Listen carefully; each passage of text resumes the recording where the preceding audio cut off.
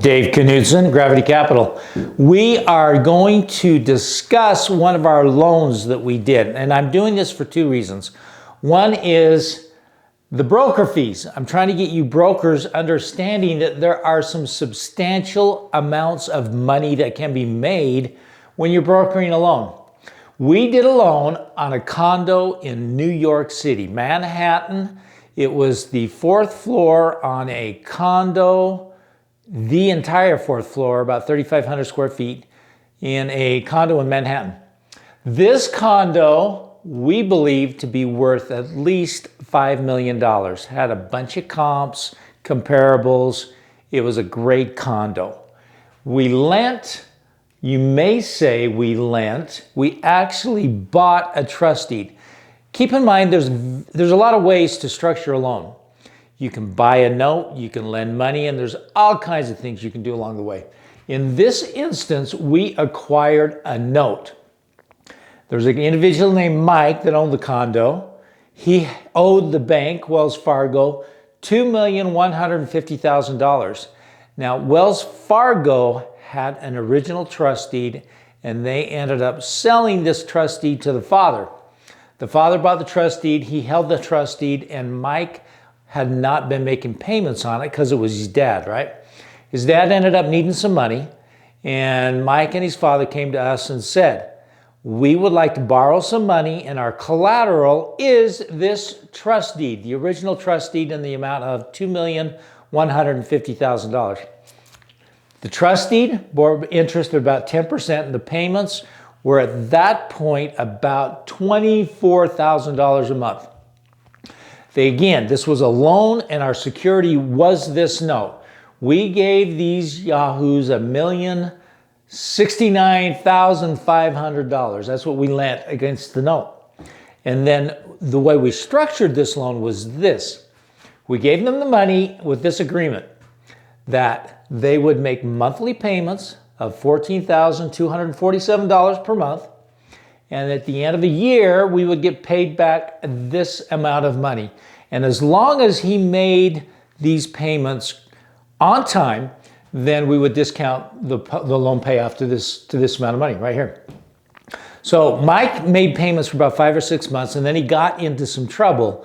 He wasn't able to make the payments. And so we worked with Mike at that point to get the property refinanced.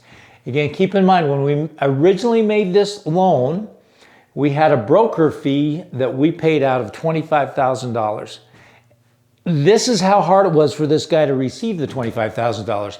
He called us, gave us the phone number of the group, told us about the condo, and then we took it from there. When we closed this loan, he made $25,000. After Mike needed to get it paid off, we worked with another loan broker by the name of Gene, who works to get some of our loans paid off by borrowing more money from other investors. I went to Gene and said, Gene, cash this out. It's a $5 million condo. He needs $2.5 million to pay us off. Please do this. So Gene went to work. Gene got the loan done. Gene made $25,000 on the deal, and this is how it shook down. Now, in the end, remember this. Originally loan balance, $1,150,000. We lent them, we gave them, we paid for them $1,069,000, but the original balance of the loan went up to $2,150,000 if Mike did not pay on time, which he didn't. Now, we were nice to Mike, and we renegotiated this amount, and at payoff, Mike paid us $1,540,861.57, plus an extra $150,000 in payments that we received along the way or so.